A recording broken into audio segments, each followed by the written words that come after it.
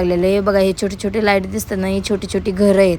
घाट खूप उंच आहे आणि वरतून ह्या इतकं छान दृश्य दिसताना सांगू शकत नाही, खूप छान वाटतं. तर तुम्ही बघितलंच असेल.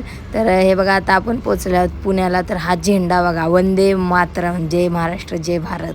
तर बघा मित्रांनो, आता आपण पुण्यामधला हा शो बघत एकाच व्हिडिओमध्ये 2 महापुरुषांचे फोटो मित्रांनो.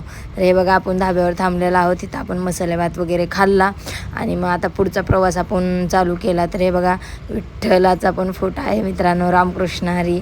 तर बघा मित्रांनो, आता आपण आलेलो आहोत घरी. तर घरी सगळं अंधार, रात्रीच आपण पोचलो तर अंधार वगैरे होता, कोणीच नव्हतं.